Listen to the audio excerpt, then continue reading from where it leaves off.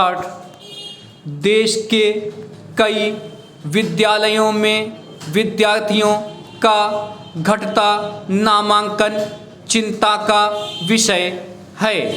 एक रिपोर्ट में कहा गया है कि देश भर में कम से कम 35% स्कूलों में 50 या उससे कम ही विद्यार्थी पढ़ते हैं। कई स्कूलों में 1 या 2 ही शिक्षक हैं। 10% स्कूलों में 20 से कम विद्यार्थी आ रहे हैं। यह स्थिति स्कूली शिक्षा व्यवस्था पर बड़ा प्रश्न चिन्ह है। स्कूलों में नामांकन की स्थिति पर जो विश्लेषण सामने आया है वह बेहद निराशाजनक है। राष्ट्रीय सांख्यिकी कार्यालय द्वारा किए गए सर्वेक्षण से पता चला है कि भारत में लगभग 12.6% छात्र पढ़ाई छोड़ देते हैं। इनमें से 19.8% माध्यमिक स्तर पर पढ़ाई छोड़ते हैं और 17.5% उच्च प्राथमिक स्तर पर।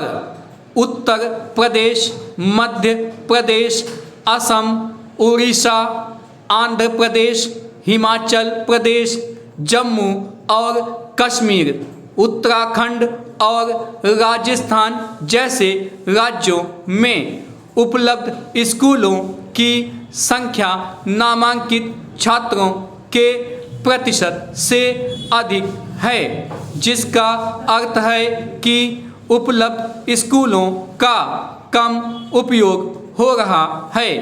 पैरा शिक्षा तक सभी की पहुंच समाज और देश के विकास और प्रगति के लिए अनिवार्य है, लेकिन इस दिशा में काफ़ी काम करने की ज़रूरत है। अभी तक हम चुनौतियों से पार नहीं पा सके हैं।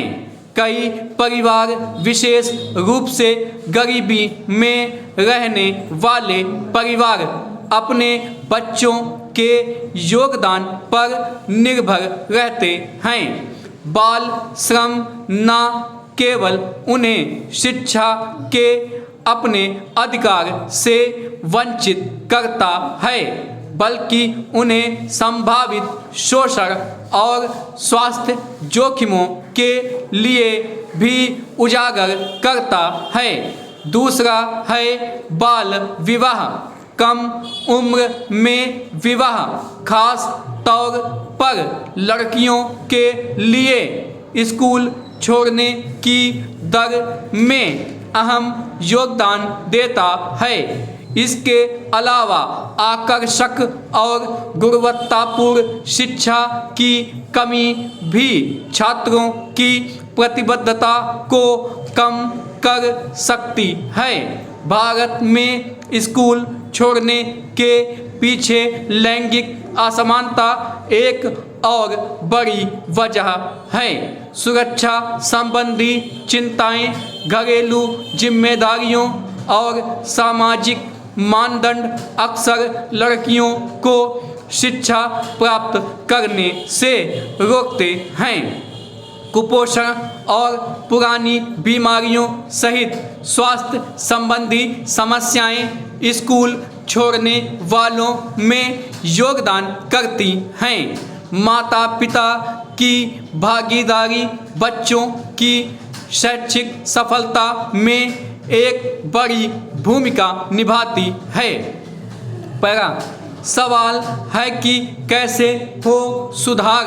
सरकार को प्रारंभिक बचपन शिक्षा कार्यक्रमों को प्राथमिकता देनी चाहिए। गुणवत्तापूर्ण शिक्षा बच्चों के लिए जरूरी है। शिक्षक प्रशिक्षण कार्यक्रमों में निवेश करके प्रभावी शिक्षण देने के लिए कौशल और ज्ञान की गारंटी सुनिश्चित की जा सकती है। परामर्श केंद्र स्थापित किए जा सकते हैं।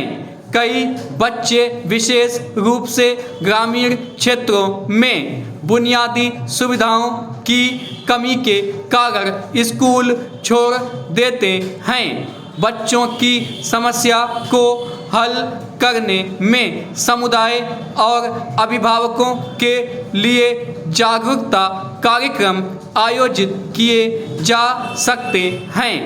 नियमित स्वास्थ्य जांच और मध्याह्न भोजन योजनाओं सहित स्कूल स्वास्थ्य और पोषण कार्यक्रम चलाए जा सकते हैं। बाल श्रम के हानिकारक प्रभावों के बारे में जागरूकता अभियान चलाए जा सकते हैं। कई स्तरों पर प्रयास करना होगा, तभी शिक्षित भारत के लक्ष्य के लिए मजबूती से काम हो सकेगा।